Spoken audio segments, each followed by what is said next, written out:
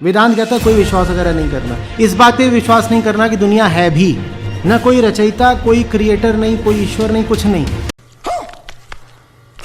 इस संसार की उत्पत्ति के कितनी अटकल डाले हमें कह का पता नहीं। चाहिए साइंटिस्ट बता दें इतने ऐसे होकर ऐसे होकर ऐसे हो, इतने दिनों में ये पृथ्वी बनी, इतने में फलाना बना। ये तो अटकलबाजी है। परमेश्वर स्वयं आते हैं, अपनी जानकारी आप ही बताते हैं। अपने द्वारा रची हुई सृष्टि की जानकारी वे स्वयं ही दे सकते हैं। ये तो अंडरस्टूड है कि एक बनाने वाला कहीं बैठा हुआ है। कुछ नहीं, ये बेकार की कहानियां नहीं, ये बच्चों की बातें हैं। किन बाल कथाओं में उलझ गए तुम। 27 में क्या कहा, वो कहाँ रहता है वो परमात्मा? जो परमात्मा ध्रुव लोक के यानी तेजो में लोक के तीसरे पृष्ठ पर रहता है, तीसरे पृष्ठ पर विराजमान है।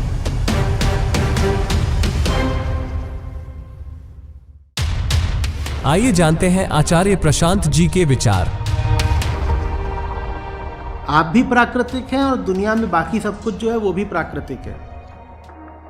और जैसे आपको 100 तरह के विचार आते हैं, वैसे ही आपका ये एक विचार मात्र है कि किसी ने ये दुनिया रची है, और ये विचार भी आपके अपने अहंकार से निकल रहा है। इसीलिए वेदांत कोई धार्मिक विचार नहीं है। वेदांत किसी तरह की विश्वास पद्धति नहीं है। उसमें किसी तरह की बिलीफ के लिए कोई जगह नहीं है कि देखो तुम ये किताब खोलो और सबसे पहले तुम ये मानो कि ईश्वर ने ये दुनिया बनाई, इस बात पे विश्वास करो। वेदांत कहता है कोई विश्वास वगैरह नहीं करना, इस बात पे विश्वास नहीं करना कि दुनिया है भी। वेदांत कहता है तुम देख रहे हो, तुम्हें दुनिया प्रतीत हो रही है, तो एकमात्र सत्य चेतना है। न कोई रचयिता, कोई क्रिएटर नहीं, कोई ईश्वर नहीं, कुछ नहीं। ये दुनिया है, इस बात का भी बस प्रमाण तुम हो, और कोई प्रमाण नहीं है। तुम्हारी इंद्रियां ना हो, तुम्हारी आंख ना हो, तुम्हारा मन ना हो, तुम्हारी त्वचा ना हो, तुम्हारे कान ना हो, तो इस दुनिया का कोई प्रमाण ही नहीं है कि एक बनाने वाला कहीं बैठा हुआ है और उसने फलानी फलानी विधि से, फलानी फलानी प्रक्रिया से पृथ्वी की रचना की, फिर ग्रहों की रचना की, फिर पूरे संसार की रचना की, और वो बैठा हुआ है। कुछ नहीं, ये बेकार की कहानियां नहीं। आइए जानते हैं जगत गुरु तत्वदर्शी संत रामपाल जी महाराज जी के विचार। ये भी जानते हैं संपूर्ण सृष्टि की रचना कैसे हुई,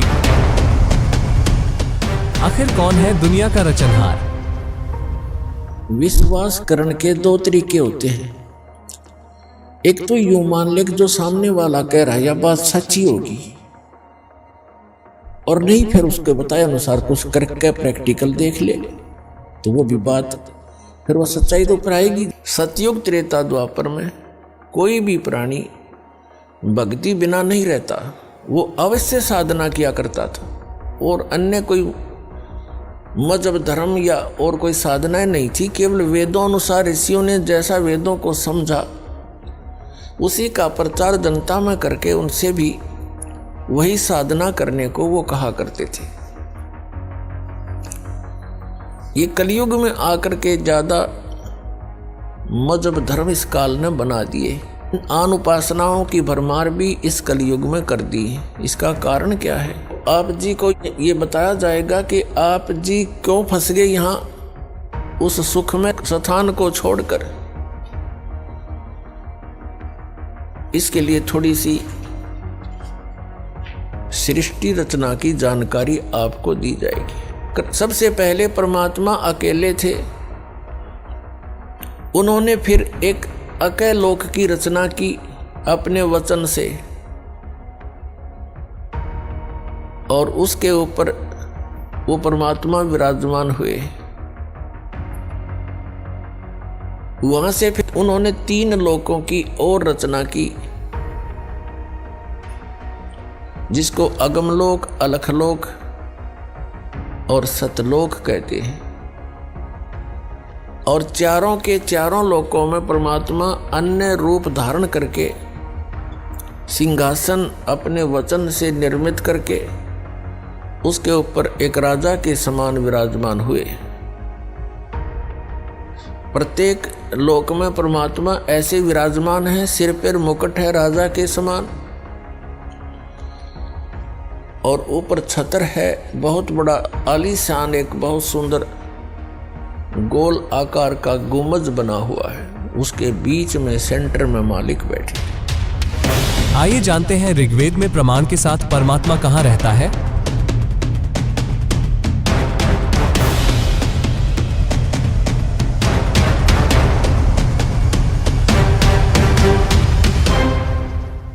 क्योंकि अब हम इसको प्रमाणित कर रहे थे, ऋग्वेद मंडल नंबर 9 सूक्त 86 के मंत्र 27 में क्या कहा, वो कहाँ रहता है वो परमात्मा? जो परमात्मा ध्रुव लोक के यानी तेजो में लोक के तीसरे पृष्ठ पर रहता है, तीसरे पृष्ठ पर विराजमान है, वो परमात्मा ऊपर के लोक में रहता है। ध्रुव लोक के यानी तेजो में लोक के भी तीसरे स्थान पर, वहाँ 3 पार्ट है सतलोक के। ऊपर के जितने लोक हैं उनको 3 विभागों में बांटा हुआ है, तो उनके सबसे ऊपर के लोक में बैठा हो परमात्मा। आइए जानते हैं आगे परमात्मा ने सृष्टि कैसे रची।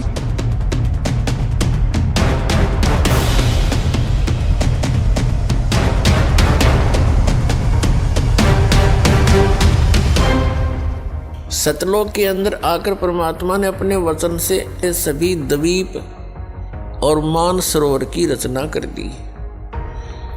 उसके बाद परमात्मा ने 16 वचन उच्चारण किए। 16 वचनों से 16 पुत्रों की उत्पत्ति की वचन से।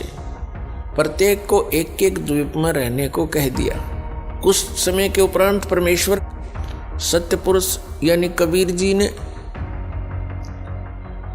अपने पुत्र अचिंत से कहा कि आप आगे की रचना रचिए। अचिंत ने अपने वचन से एक व्यक्ति उत्पन्न किया, युवा लड़का, उसका नाम रखा अक्षर पुरुष। अक्षर पुरुष मान सरोवर के अंदर एक बहुत बड़ा अमृत का भरा हुआ सरोवर है, तालाब है। उस तालाब में जाकर स्नान करने के लिए गया था। वहां पर वो निंद्रा आ गई, उसमें गहरे जाकर सो गया। वहां पर श्वासों से शरीर नहीं है सतलोक के अंदर। काफी समय ऐसे ही बीत गया। उसके बाद परमात्मा ने, सत्य पुरुष ने स्वयं ही सृष्टि रचना की। उसी सरोवर से जल उठाया, अपने वचन से उसको अंडा रूप दे दिया। उस अंडे के अंदर एक आत्मा प्रवेश कर दी अपने वचन से। उस अंडे को उस मानसरोवर में छोड़ दिया। गड़गड़ गड़गड़ करता हुआ वो अंडा नीचे जाने लगा। उसकी आवाज से अक्षर पुरुष की निंद्रा भंग होगी। अब जैसे कोई अधूरी निंद्रा में जागता है तो उसको कुछ क्रोध सा होता है, तो ऐसे उस अक्षर पुरुष ने कोप किया कि मुझे किसने जगा दिया, और उस कोप युक्त दृष्टि से देखा अंडे को। उस कोप से वो अंडा फट गया क्रोध से।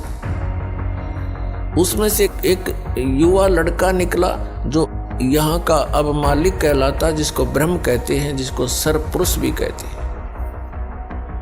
अब अक्षर पुरुष और सरपुरुष उस तालाब में 2 थे। परमात्मा ने आकाशवाणी की कि तुम दोनों बाहर आओ। अक्षर पुरुष तुम निंद्रा में थे, तुम्हें जगाने के लिए ये सब कौतुक किया गया। दोनों बाहर आ गए, सरपुरुष और अक्षर पुरुष। इन दोनों से कहा कि आप जाइए अचिंत के लोक में, द्वीप में रहो। ये तीनों एक द्वीप में रहने लगे, अचिंत, अक्षर पुरुष और सरपुरुष। कुछ समय के बाद परमेश्वर ने आप सभी आत्माओं की, कबीर जी ने अपने वचन से आपकी उत्पत्ति की युवा अवस्था में, और आपको अलग अलग स्थान अपने वचन से रच कर उसमें रहने की व्यवस्था की। तो ऐसे आप वहां रहा करते थे। परमात्मा ने नर और नारी की भी रचनाएं की। आपकी वहाँ संतान है, संपत्ति है, अलग अलग से बहुत सुंदर महलों में रहा करते थे, किसी चीज का अभाव नहीं, कोई राग द्वेष नहीं, सुंदर शरीर आपको प्राप्त था, तेज पुंज से एक ही तत्व का बना हुआ, ये 5 तत्व का बना हुआ है। इसके अंदर आप देखते हो कितना सुंदर आपको लग रहा है, ये बना किस मटेरियल से है? 5 तत्वों से, जिसमें मिट्टी, पवन, जल, अग्नि, वायु, आकाश, इनसे बना हुआ। और ये देख ले, इसमें कुछ दिखता नहीं, कितना सुंदर प्रारूप हो गया इसका। तो इसको बनाने के लिए जो व्यवस्था की गई है, यहाँ नर्मदा करके उनके द्वारा खाए गए उस 5 तत्व का ही मिश्रण, उसका प्रारूप बदल कर ये शरीर और ये हाड़ मांस का पुतला बन गया। इसका अंतिम संस्कार करते हैं, ये फिर उसी 5 तत्वों में फिर से मिल जाता है। तो सतलोक के अंदर एक तत्व से बना हुआ है, उसमें नाड़ी तंत्र नहीं है हमारे शरीर में। तो वहां हम ठाठ से रहा करते थे, कोई चिंता नहीं थी, किसी चीज का अभाव नहीं था, काल मृत्यु नहीं, वृद्धावस्था नहीं थी, न बच्चे हमारे सामने मरते थे, न हम मरते थे, सब सुविधाएं हमें उपलब्ध थी। और एक विशेषता है, जब जीव को सर्व सुख प्राप्त हो जाते हैं तो ये परमात्मा को बोलता है। यह सबसे बड़ी कमी है जो हमें वहां दुख दे गई, और यहां पर भी यही व्यवस्था आपके अंदर है। जो भी आज सुखी है, जिसके पास संतान ठीक है, आगे संतान की भी संतान ठीक है, और सब स्वस्थ है, अच्छी पोस्ट है या कोई अच्छा धन उसके पास है, उसको आप जाकर समझाने की चेष्टा कीजिए, वो सुनने को तैयार नहीं। ये दुर्भाग्य उस प्राणी का जो परमात्मा से दूर हो गया, इस नकली सुख न प्राप्त करके, इस झूठे सुख को प्राप्त करके। तो यही समस्या हमारे सामने वहां उत्पन्न होगी। सब सुविधाएं उपलब्ध थी, कोई किसी चीज की वहां त्रुटि कमी नहीं थी। फिर क्या हुआ कि कुछ दिनों के बाद वो सरपुरुष, जिसे ज्योति निरंजन भी कहते हैं, आगे चलकर इसी को काल भी कहते हैं, जो यहाँ का 21 ब्रह्मांड का स्वामी है, जिसके लोक में हम रह रहे हैं। हम यहाँ कैसे फंसे, अब इससे क्लियर होगा। पुण्यात्माओं, जो दास आपको ये कथा सुना रहा है, ये सत्यनारायण कथा है, और ये सत्य कथा है, और ये परमात्मा द्वारा बताई गई है। ये किसी डूम भाट के गीत नहीं, ये गॉड गिवन स्पिरिचुअल नॉलेज है, कबीर गॉड गिवन। आप जी ने जो आज तक सुना है, वो उस रंग में आप रंग चुके हो, और ये हटकर यथार्थ ज्ञान सुनने को मिलता है, तो मन के अंदर बहुत से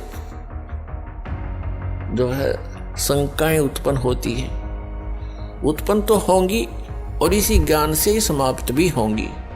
धैर्य से सुनना। अब इस सरपुरुष ने जो अंडे से उत्पन्न हुआ था, इसके मन में एक कल्पना आई, एक ओछी सोच उठी कि हम 3 एक द्वीप में रह रहे हैं, और अन्य हमारे सभी भाई अपने अपने अलग से सिंगल अलग अलग रह रहे हैं। तो इसने क्या सोचा कि मैं भी अलग से स्थान प्राप्त करूं। उसके लिए इसने तप शुरू किया। एक पैर पे खड़ा होके ये तप करता रहा, और हम सभी जो अपने सुख से रह रहे थे, इसको देखने लगे। 70 युग तक ये एक पैर पे खड़ा रहा। तो पुण्यात्माओं, आज भी हमारे अंदर ये त्रुटि विद्यमान है। जैसे हम सुन लेते हैं कि उस स्थान पर एक महात्मा जी 2 वर्ष से खड़े हैं, बैठते नहीं हैं। तो गांव वाले तो सारे देखने जाएं और दूसरा भी जो भी सुने वो अवश्य जा देखने के लिए। 2 साल से खड़ा है, 2 वर्ष से खड़ा है, बैठता ही नहीं। तो ऐसी धारणा हमारे मन में बन गई कि यो 70 युग से खड़ा है, बहुत लंबे समय से। हम उसको चाहने लग गए, उसके ऊपर आसक्त हो गए। अपने आत्माओं, परमात्मा ने आकाशवाणी की, बहुत बार सतर्क किया, अनाउंसमेंट की कि आप इस कलाबाजी को मत देखें, अपना मस्त रहो। हम ऊपर से तो सावधान हो गए, पिताजी को, परमात्मा को आभास ना हो जा, लेकिन अंदर से कसक गई नहीं इसकी, हमारे जबरदस्त इसकी चाह बन गई, इच्छा बन गई। जब इसने 70 युग तप कर लिया तब परमात्मा कबीर जी ने, परमेश्वर ने पूछा कि क्या चाहता है तू सरपुरुष, क्या चाहता है ज्योति निरंजन। तब इसने कहा, पिताजी ये स्थान मेरे लिए कम है, मैं अलग से स्थान चाहता हूं। परमात्मा ने कहा, ठीक है, तेरे 70 युग के तप के बदले में परिणाम स्वरूप आप जी को 21 ब्रह्मांड दे दिए। जैसे एक सेठ साहूकार पिता अपने पुत्र को 21 प्लॉट अलॉट कर दे के लिए, बेटा ये तेरे हैं, खाली प्लॉट। और ये 21 ब्रह्मांड सतलोक के एक कोने में बहुत दूर वहां बता दिया कि वहां जाइए। ये वहां गया, 21 प्लाटों को देखकर बड़ा खुश हुआ। इसने सोचा इसमें कंस्ट्रक्शन भी करनी चाहिए, उसके लिए मटेरियल भी परमात्मा के पास ही था। इसने फिर तप किया 70 युग। तब परमेश्वर कबीर जी ने, परम अक्षर ब्रह्म ने पूछा, क्या चाहता है ज्योति निरंजन, ए सरपुरुष, अब किस चीज की आवश्यकता है तुझे, तू क्यों हट कर रहा है। तब इसने प्रार्थना की कि हे परमात्मा, मुझे कुछ सृष्टि रचने की सामग्री दीजिए। परमेश्वर कबीर जी ने, सत्य पुरुष ने इसको 5 तत्व और 3 गुण दे दिए। केले पुत्र खेल ले खिलौनों ते, इनको पाकर के इसने खूब खुशी मनाई। फिर सोचा कि इसमें कंस्ट्रक्शन भी कर लूंगा, और फिर जैसे प्लॉट पे मकान बना लिया।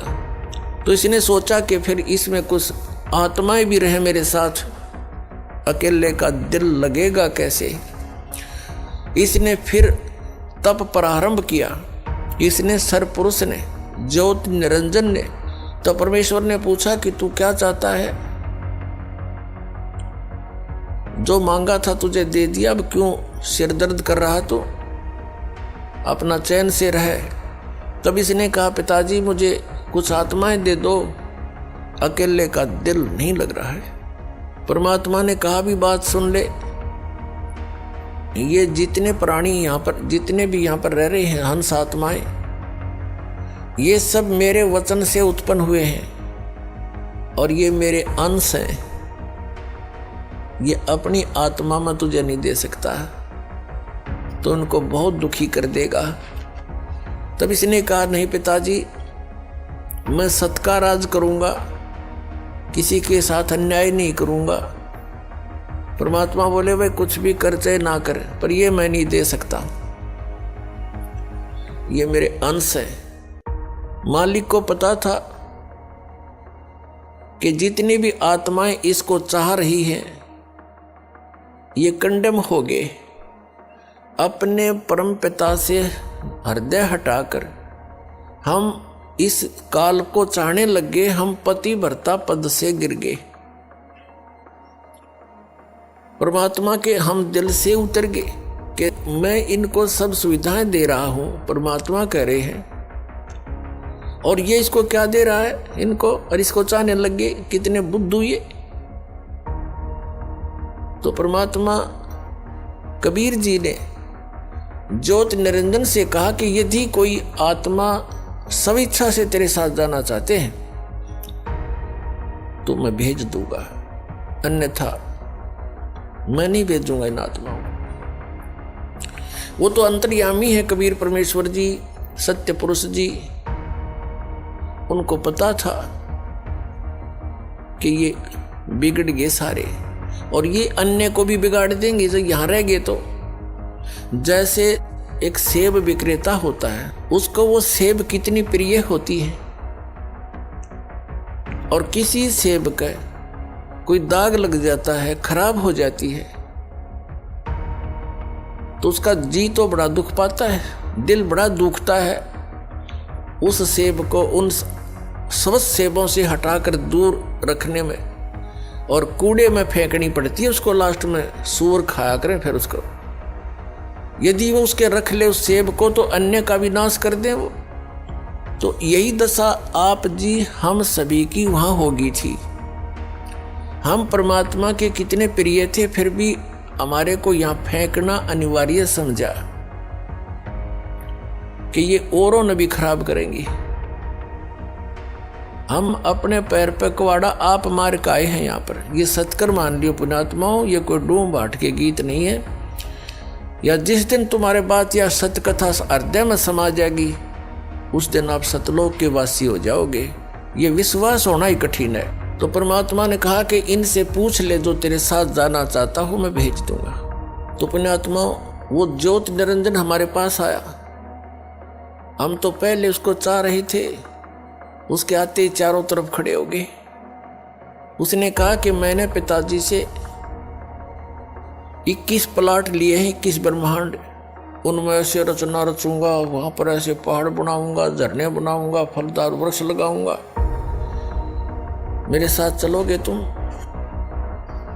सभी ने हमने एक सुर में कहा कि यदि पिताजी आज्ञा दे देंगे तो हम आपके साथ चलने को तैयार हैं।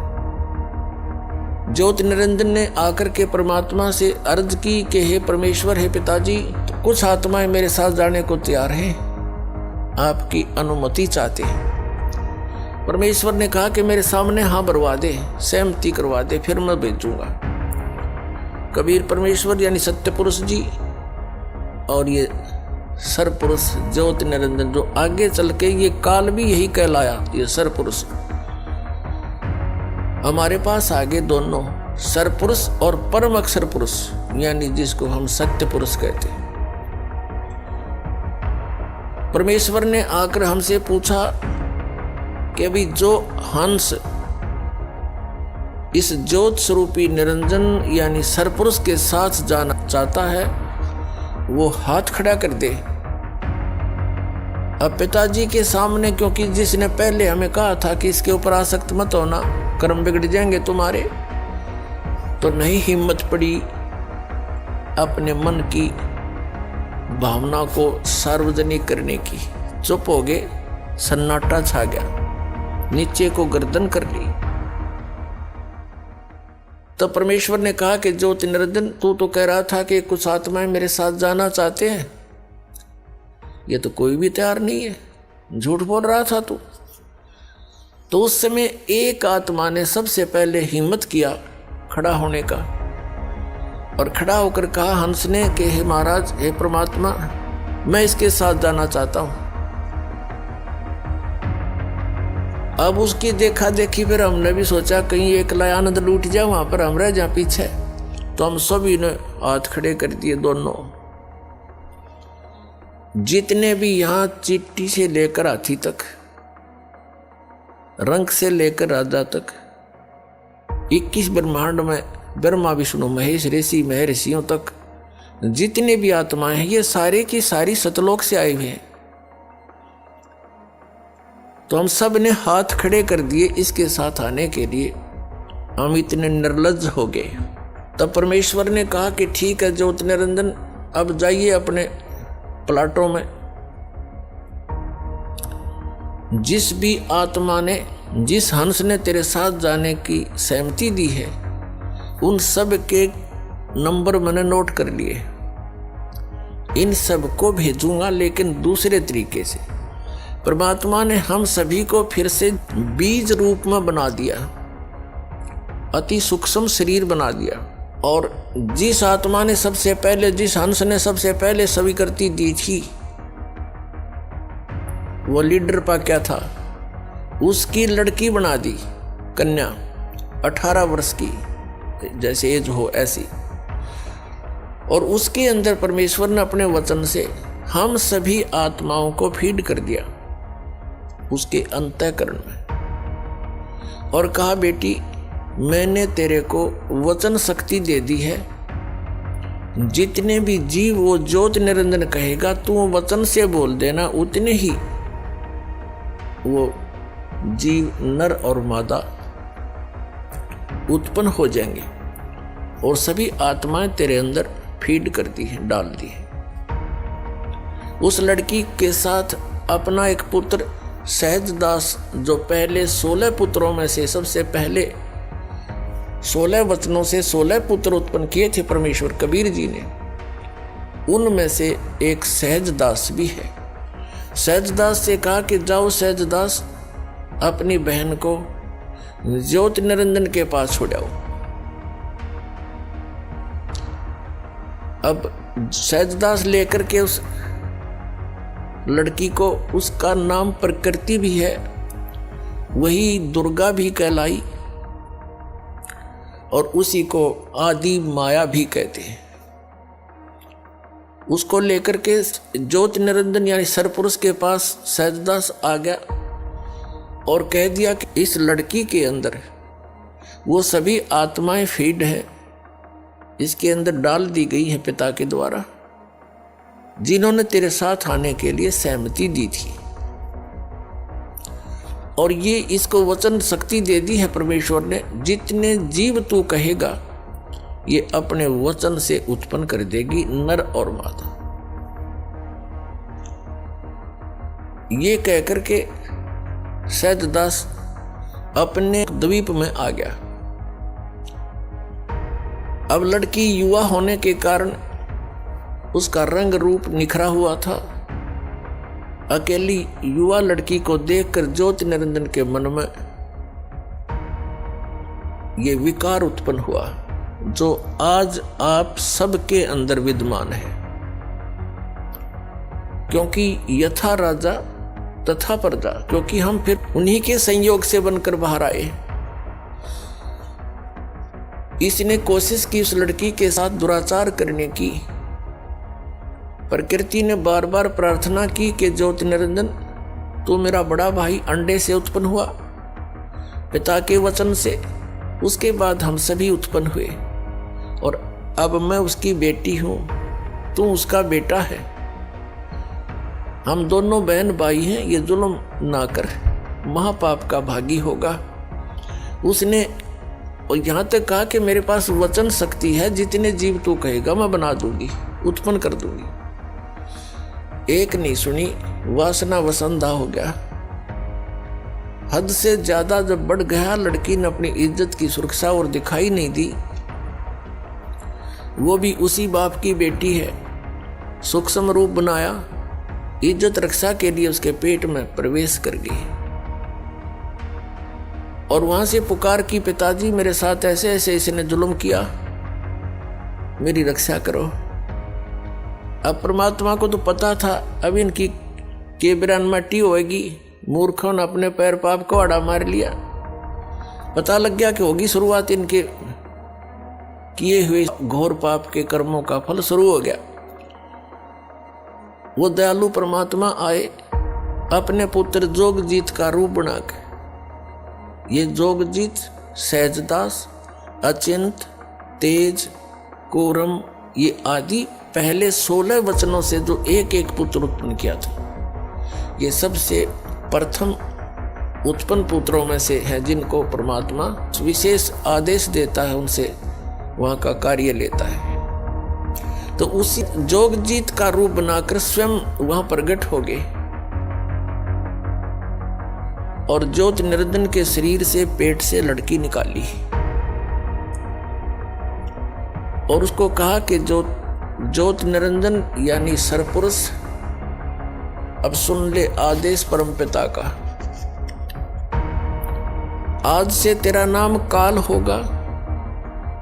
तूने इस लड़की के साथ दुर्व्यवहार किया और इसको तूने खा लिया। 1,00,000 मानव शरीरधारी प्राणियों का नित आहार किया करेगा और 1,25,000 की उत्पत्ति किया करेगा। आज से तेरा नाम काल होगा और तुम यहां से निकल जाओ दोनों 21 ब्रह्मांड को लेकर के। ऐसे लोक में, ऐसे सत्यलोक में, सच्चे लोक में जो ऐसे गलती करता है उसका यहां ठिकाना नहीं है। ये कह करके परमात्मा ने उसके 21 ब्रह्मांड चालू कर दिए। ऐसे चल पड़े जैसे विमान चल पड़ता है उस परमपिता के आदेश थे। अब ज्योत निरंजन ने बहुत कोशिश की। अब उस ज्योत निरंजन ने जोगजीत अपना बड़ा भाई समझकर विनय बहुत किया कि मुझे अक्षमा करवा दे पिताजी से कहकर, फिर से गलती नहीं करूंगा। तब जोगजीत ने कहा कि निकल जा बस, अब तू ज्यादा समय नहीं तेरे लिए।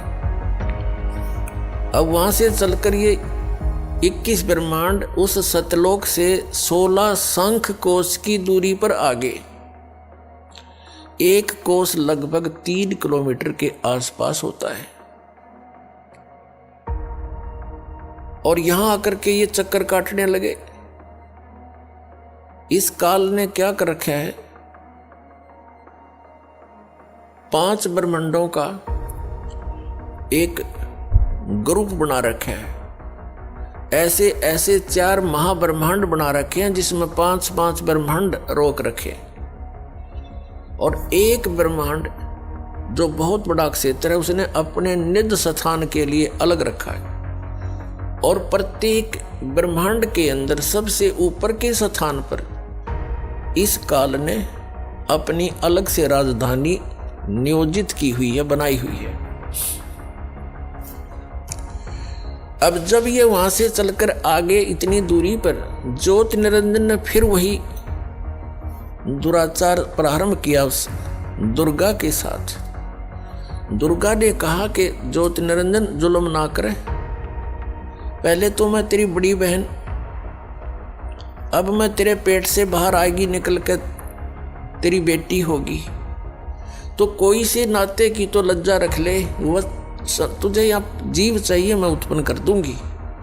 लेकिन इसने एक नहीं सुनी।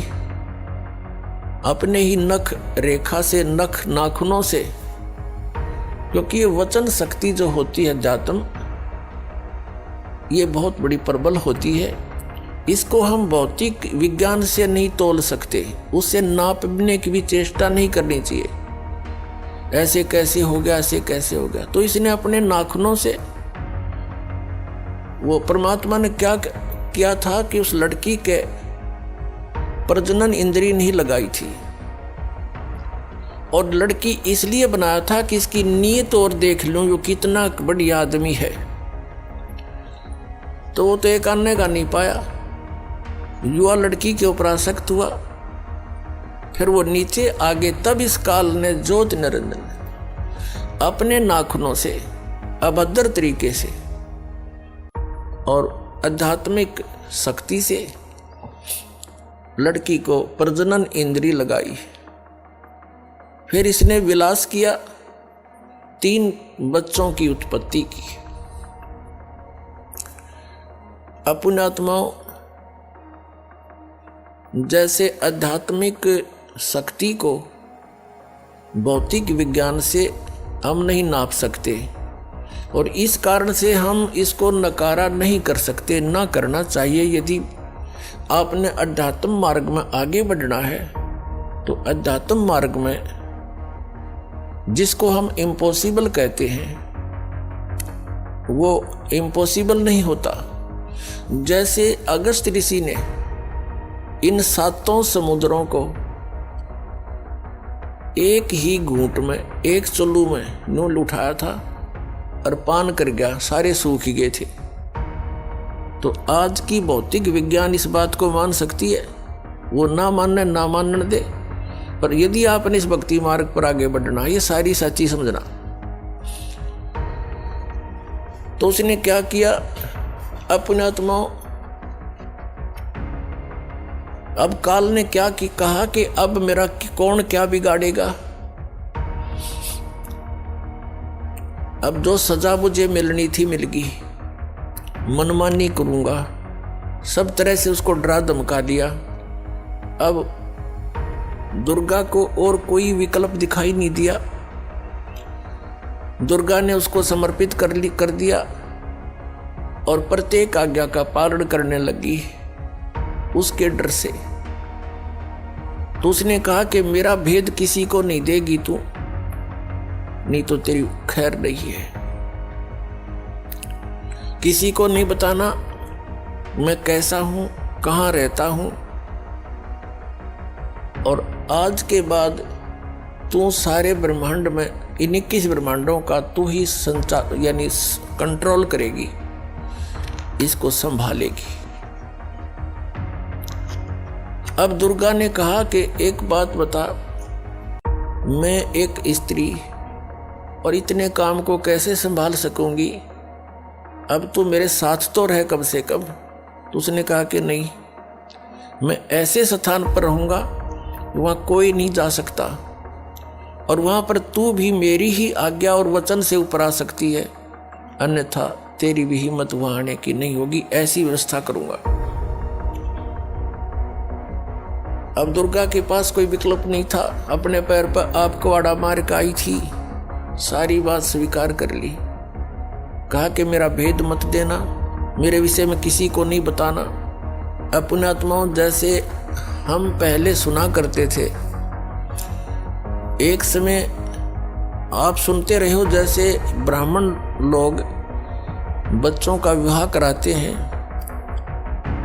जब उनके फेरे कराते हैं, हमने खूब सुना करते हम, वो क्या कहा करते, सटाट यहां से करा करते, काश्यप गोत्रा काश्यप गोत्री।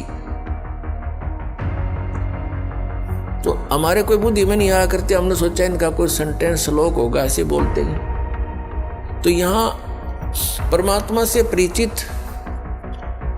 आदरणीय गरीबदास साहिब जी गांव छुड़ानी जिला जज्जर वाले ने परमात्मा से प्राप्त ज्ञान के आधार से कहा कि काश्यप गोत्रा और काश्यप गोत्री पंडित शाखा लाया, और कोई तत्वेता ज्ञानी जाने, वो बाण बहन ब्याह घर लाया। अब एक ही गोत्र की शुरू में ही बोलता है ब्राह्मण, फेरे कराने वाला काश्यप गोत्रा काश्यप गोत्री, तो दोनों बाण भाई तो शुरू में बढ़ा दिए उसने। तो यहाँ गरीबदास जी कहते हैं, काश्यप गोत्रा काश्यप गोत्री पंडित शाखा लाया, यानी उस पंडित ने ये वचन बोला, और कोई तत्वेता ज्ञानी जाने, बहन ब्याह घर लाया। एक समय ये दास एक किसी प्लाट के सिलसिले में किसी के साथ कोर्ट में गया हुआ था, कचहरी, इसमें तहसील में,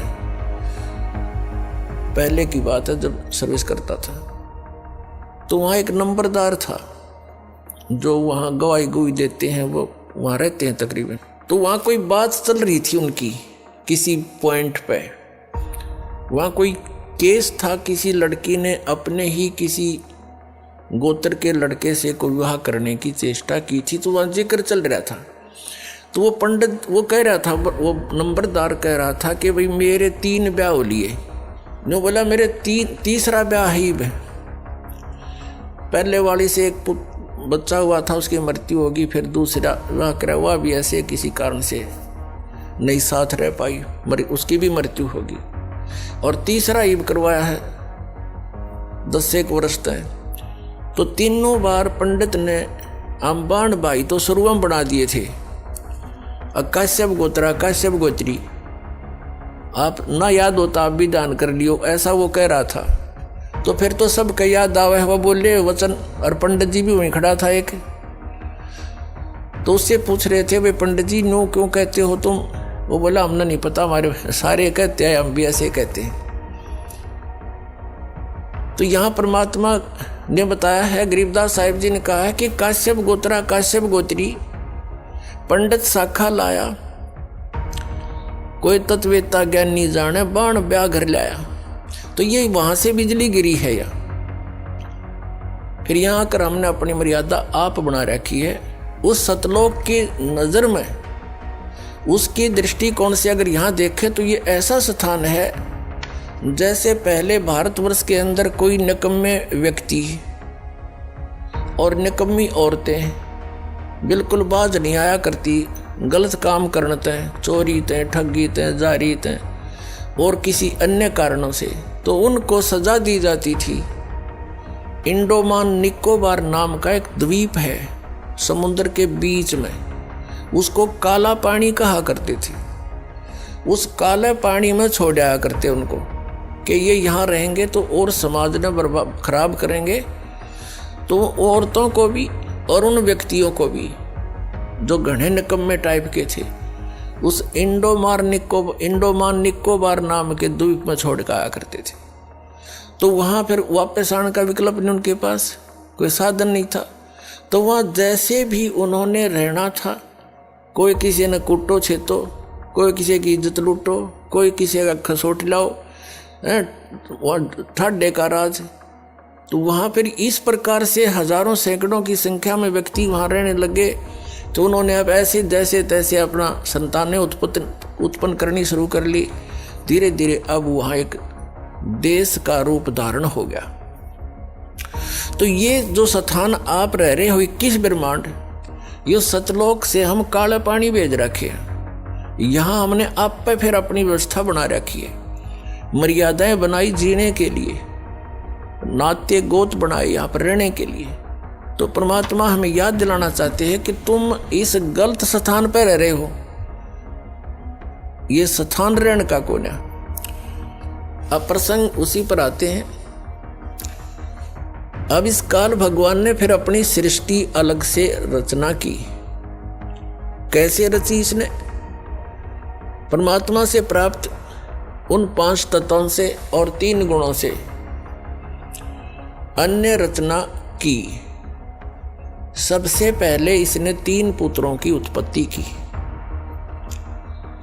दुर्गा को अपनी पत्नी रूप में बना के इस काल भगवान यानी सरपुरुष को अब काल भगवान कहने लगे, क्योंकि काल प्रभु ब्रह्म भी इसी को कहते हैं, सरपुरुष भी इसे कहते हैं। पुण्यात्माओं, जितने भी अपने सदग्रंथ हैं उनको अब आसानी से समझा जा सकता है सृष्टि रचना की जानकारी के उपरांत। सृष्टि रचना इन सभी सदग्रंथों के समझने की एक मास्टर की है। ये सृष्टि रचना एक मास्टर की है सब सदग्रंथों के समझने की। ये प्रथम बार सुनने वाले को ऐसे लगेगी जैसे दंत कथा सी, लेकिन ये सच्चाई से परिपूर्ण है। अब आपको 3 पुरुषों की जानकारी हुई। एक सरपुरुष जो अंडे से बना, मान ले के कबीर परमात्मा के वचन से, एक अक्षर पुरुष जो अचिंत के वचन से उत्पन्न हुआ था, और वो तीसरा जो सबका मालिक वो परम अक्षर पुरुष है जिसको सत्य पुरुष भी कहते हैं। तो अपने सदग्रंथ इसका संकेत बहुत दे रहे हैं, लेकिन हम समझ नहीं सके क्योंकि हमारे पास ये मास्टर की नहीं थी या मुख्य चाबी नहीं थी। सृष्टि रचना का हमें ज्ञान नहीं था। सृष्टि रचना का ज्ञान रचने वाला ही दे सकता है। तो उस परम अक्षर ब्रह्म सतपुरुष कबीर जी ने आकर के हमें यह सृष्टि रचना का ज्ञान दिया, और उस ज्ञान को दास अब आपके रूबरू कर रहा है, आपके समक्ष पेश कर रहा है और सभी सदग्रंथों से प्रमाणित कर रहा है। श्रीमद् भगवत गीता। अब थोड़ा सा आपको इन तीनों पुत्रों की उत्पत्ति बता करके फिर सदग्रंथों का रेफरेंस देंगे, आसानी तो समझ में आओगा। तो सबसे पहले इस सृष्टि रचना के अंदर और इस सारे अध्यात्म ज्ञान को समझने के लिए आप जी को एक चित्र दिखाते हैं जो आसानी से समझ में आओगा। देखिएगा, ये एक ब्रह्मांड है, ये एक ब्रह्मांड का चित्र है। ये ऐसा समझो, ये एक ब्रह्मांड है। ये सारा कुछ, ये जो बाउंड्री नजर आ रही है आपको, ये एक ब्रह्मांड है। इसकी इलिप्टिकल शेप है, अंडे जैसी। इसको अंड भी कहते हैं, इसी को ब्रह्मांड भी कहते हैं। इसमें देखिएगा नीचे के ये 7 लोक, ये वितल, महातल, तलातल, पाताल, रसातल, सूतल, अतल आदि, और ये पृथ्वी हम जिस पर रहते हैं। और ये ब्रह्मा जी का लोक, ये शिव जी का लोक, ये विष्णु जी का लोक। इस एक ब्रह्मांड के अंदर सामग्री है। या एक ये इंद्र का लोक, ये स्वर्ग और नरक इकट्ठा ही है, ये स्वर्ग लोक कहलाता है। ये मानसरोवर, यहाँ भी एक मानसरोवर इस काल ने अलग से बना रखा है। ये धर्मराय का लोक, जो धर्मराज है, जो सबका लेखा जोखा करता है। और फिर ये आ जाता है ब्रह्मलोक। ये एक ब्रह्मलोक है, इसी ब्रह्मांड के अंदर ब्रह्मलोक कहलाता है सारा। ये अक्षेत्र एक ब्रह्मलोक कहलाता है। इसमें क्या है, यहाँ बहुत बड़ा वन है, जंगल है, बाग बगीचे हैं। और ये इंद्र का, इसने काल ने इस ब्रह्मलोक के अंदर नकली रचना कर रखी है। एक महाइंद्र का द्वीप, एक नकली सतलोक, उस ऊपर के लोकों की नकल करवा रखी है। अलखलोक, नकली अगमलोक और नकली अक यानी अनामी लोक। ये इस स्थान को फिर इसने बंद कर रखा अलग से। ये बहुत बड़ा क्षेत्र है, चित्र में छोटा दिखा। इससे बाहर यहाँ दुर्गा का एक द्वीप है। ये यहाँ अलग लोक है इसका, यहाँ से ये सबका संचालन करती है। इससे ऊपर ये स्थान है जो ये गुप्त है। ये स्थान जो है इस ब्रह्मांड के अंदर ये गुप्त स्थान बना रखा है इसने ब्रह्मलोक में। और यहाँ पर इसने 3 स्थान बना रखे हैं के संयोग से जो पुत्र उत्पन्न होता है वो सतोगुण युक्त हो जाता है, उसका नाम वो विष्णु रख देते हैं और ऐसी ही शकल का बन जाता है। तीसरा ये तमोगुण प्रधान अक्षेत्र है, इसमें ये स्वयं शिव रूप में रहता है। इसको महाशिव कहने लगे बगैर ज्ञान से। महाशिव रूप में रहता है, दुर्गा को पार्वती रूप में रखता है। और इन दोनों के संयोग से जो पुत्र उत्पन्न होता है वो तमोगुण युक्त हो जाता है। उसको शंकर और शिव नाम दे करके ये अपनी सृष्टि चलवाता है तीनों से। और ये स्वयं यहाँ रहता। चलिए, ये 3 स्थान हैं, एक रजोगुण प्रधान क्षेत्र, दूसरा सतोगुण प्रधान क्षेत्र, तीसरा तमोगुण प्रधान क्षेत्र। यहाँ ये दुर्गा को ऊपर ले लेता है, इनकी उत्पत्ति करके दुर्गा को वापस भेज देता है। इन तीनों बच्चों को यहाँ नीचे भेज देता है, कोमा में रखती है ये, और फिर इनको अलग अलग स्थानों पर छोड़ देती है। इनकी राजधानियाँ बना करके इनको अलग अलग स्थान पर इनका विवाह करके तीनों का, और अपने ब्रह्मांड का संचालन करवाता है। अब रजोगुण प्रधान क्षेत्र कैसा होता है, तमोगुण प्रधान क्षेत्र कैसा होता है, और सतोगुण प्रधान कैसा होता है। जैसे एक मकान के अंदर 3 कक्ष हों, एक कमरे के अंदर अश्लील चित्र लगे हों और दूसरे में चित्र लगे हों साधु संत फकीरों के, और तीसरे में लगे हों शहीदों और सूरवीरों के। तो जिस कक्ष के अंदर अश्लील चित्र लगे हैं उसमें जब व्यक्ति जाते हैं उनका मन भी वैसा ही मलिन बन जाता है, वैसी भावनाएं उत्पन्न होने लग जाती हैं। और जब वो उस सतोगुण प्रधान क्षेत्र में यानी उस सतोगुण प्रधान क्षेत्र में, यानी जिसमें साधु संत फकीरों के महापुरुषों के फोटो लगे हों, वहाँ जाते ही मन की भावना बदल जाती है। तो जब तक उसमें रहता उसके वैसे ही विचार रहते हैं, क्योंकि उनकी कहानी से, उनकी जीवनी से वो परिचित होता है। और वही व्यक्ति फिर जाता है उस सूरवीरों के जहाँ चित्र लगे हैं उस कक्ष में शहीदों के, तो उनकी कुर्बानियों से भी परिचित होता है। उनको पढ़ के सुन के उनके विचार करके उनके वैसे ही भाव बन जाते हैं। ठीक इसी प्रकार इसने सुनियोजित तरीके से हम सबको यहाँ फंसा रखा है। इन 3 पुत्रों को जब ये युवा हो जाते हैं, जब ये युवा होते हैं, तब तक इनको कोमा में रखता है और इनकी परवरिश जारी रखता है, इनको अचेत रखता है। पुण्यात्माओं, आजकल हमने बहुत से प्रमाण देखे हैं। एक व्यक्ति आया था हमारे पास, उसने बताया कि मेरा लड़का 16 वर्ष की आयु में कोमा में चला गया किसी दुर्घटना के कारण।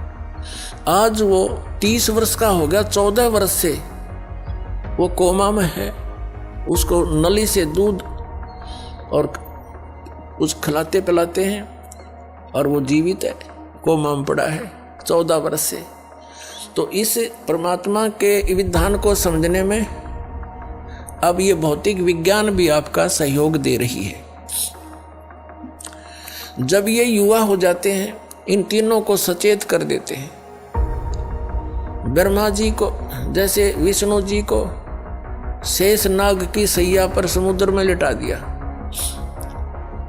और उसके नाभि से एक कमल निकाल दिया जादूगर ने, इस काल ने, और उस कमल के फूल के ऊपर ब्रह्मा जी को सचेत कर दिया, बैठा दिया, फिर सचेत कर दिया। शंकर जी को एक कैलाश पर्वत पर बेहोश रखा हुआ था, वहां सचेत कर दिया। फिर इन तीनों को सचेत कर दिया, इकट्ठे कर दिए और फिर इनको आदेश दे दिया कि तुम अपना अपना काम करो। ब्रह्मा जी को सृष्टि रचने का, विष्णु जी को सतीथि बनाने का और शंकर जी को संहार करने का। उनमें तीनों वो गुण बना ही रखे थे पहले ही। अब जैसे ये भगवान, फिर इनका विवाह कर दिया। दुर्गा ने अपने ही 3 रूप, अपने वचन से 3 लड़कियां उत्पन्न की, उनको समुद्र में छुपा दिया। इन तीनों को समुद्र, उसमें सागर मंथन के लिए भेजा। ये 3 लड़कियां निकली, तीनों को लेकर के मां के पास आ गई।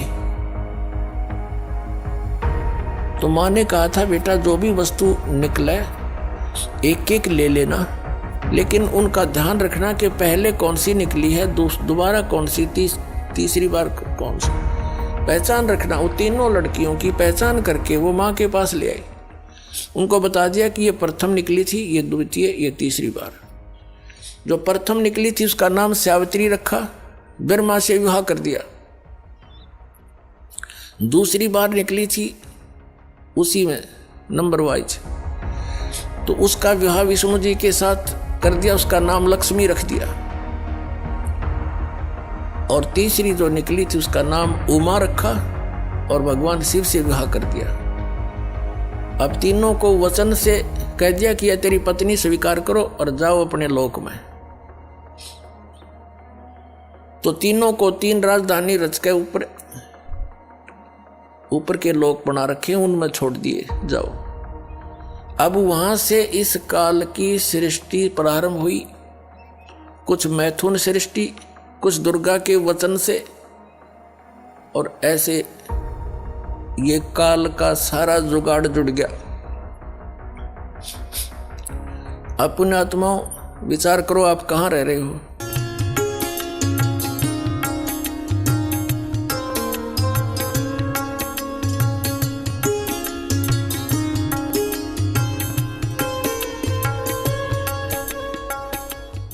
छह 600 वर्ष पहले परमात्मा कबीर जी ने जो वाणी बोली थी, पवित्र कबीर सागर के अंदर विद्यमान है। आप देखिएगा, प्रथम खंड कबीर पंथी भारत पथिक स्वामी युगलानंद बिहारी द्वारा पुरस्कृत।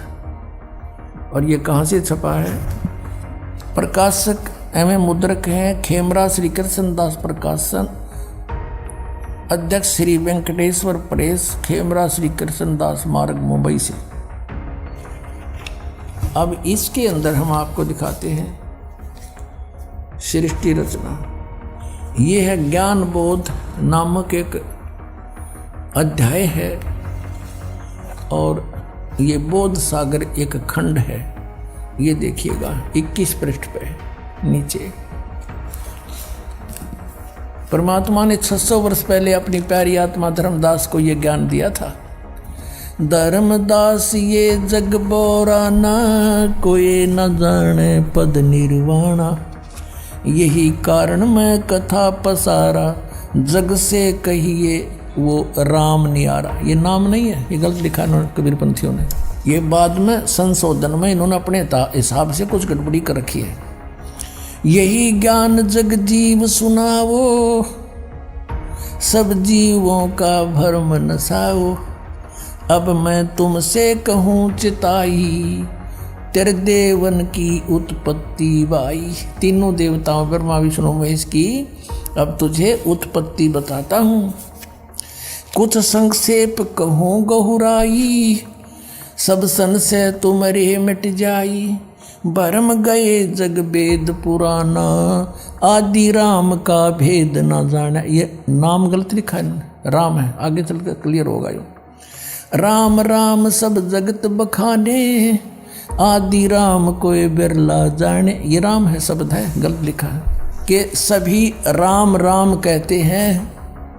उस आदि राम सनातन परमात्मा को कोई बिरला ही जानता। ये राम शब्द है, नाम नहीं। इन संशोधनकर्ताओं ने अपनी अज्ञान सोच से कुछ इसमें गड़बड़ी कर रखी है, वही हम शुद्ध कर लेंगे। राम राम सब जगत बखाने, आदि राम कोई बिरला जाने। ज्ञानी सुने सो हृदय लगाई, मूर्ख सुने तो गम ना पाई। माँ अष्टंगी पिता निरंजन, ये जमदारुण वंशन अंजन। इन ब्रह्मा विष्णु महेश की माता तो अष्टंगी दुर्गा है, इनका पिता ज्योति निरंजन है। पहले कीन निरंजन राई, पीछे से माया उपजाई। कहते पहले तो ज्योति निरंजन को उत्पन्न किया इस काल को अंडे से, और पीछे से दुर्गा की उत्पत्ति की। माया रूप देख अति शोभा, यो देव निरंजन तन मन लोभा। दुर्गा के सुंदर रूप को देखकर इसके मन में दोष आ गया। कामदेव धर्मराय सताए, देवी को तुरंत धर खाए। पेट से देवी करी पुकारी, हे साहेब मोहे करो उबारी। पेट से दुर्गा ने पुकार करी। टेर सुनी सतगुरता आए, अष्टंगी को बंद छुड़वाए। परमात्मा कहते हैं कि टेर सुनी तहाँ हम आए। यहाँ इन्होंने अपने हिसाब से लिख दिया, सतगुरु तहाँ आए, अष्टंगी के बंद छुड़वाए, यानी उसके पेट से निकाले बंधन से। अब 22 पृष्ठ पर ज्ञान बोध। धर्मराय को हिकमत की ना, नख रेखा से भग कर लेना। नाखनों से स्त्री इंद्री लगा बना दी। धर्मराय करे भोग विलासा, माया को रही तब आशा। ये दुर्गा प्रेग्नेंट हुई। 3 पुत्र अष्टंगी जाए, ब्रह्मा विष्णु शिव नाम धराए। 3 देव विस्तार चलावे, इनमें यो जग धोखा खावे। पुरुष गम कैसे के पावे, काल निरंजन जग भरमावे। 3 लोक अपने सुत दीना, सुन निरंजन बासालीना। अलख निरंजन सुन ठिकाना, ब्रह्मा विष्णु शिव वेद न जाना। आज तक ब्रह्मा विष्णु महेश को नहीं पता हमारा पिता कौन है। 3 देव सो उसको ध्यावे, निरंजन का वो पार न पावे। ये तीनों देवता ब्रह्मा विष्णु महेश कहते आज तक उसी की खोज में लग रहे, न वो भी ना पा लिया। सतलोक तो बहुत दूर की बात है। अलख निरंजन बड़ा बटपारा, बटपारा माने ठग, धोखेबाज है ये। और 3 लोक जीव कीन आहारा, तीनों लोक के जीवों को खा रहा है। पाताल लोक, स्वर्ग लोक, पृथ्वी लोक। ब्रह्मा विष्णु शिव नहीं बचाए, सकल खाए पुन धूल उड़ाए। ब्रह्मा विष्णु महेश को भी खाता है, इनकी भी जन्म मृत्यु होती है। तिनके सुत हैं तीनों देवा, अंदर जीव करते हैं सेवा। कहते हैं इन दुर्गा और काल के 3 पुत्र हैं, और ये तत्व ज्ञानहीन प्राणी इन की पूजा करते हैं, काल की पूजा करते हैं। ये अकाल पुरुष काहू नहीं चीन्या, काल पाए सभी गैलीन्या। 3 देव और असुर अवतारा, ताको बजे सकल संसारा। 3 देवताओं को, और फिर जैसे राम के साथ रावण की भी गेले महिमा गाँव है, कहते हैं असुरों को भी गेले बजे ये।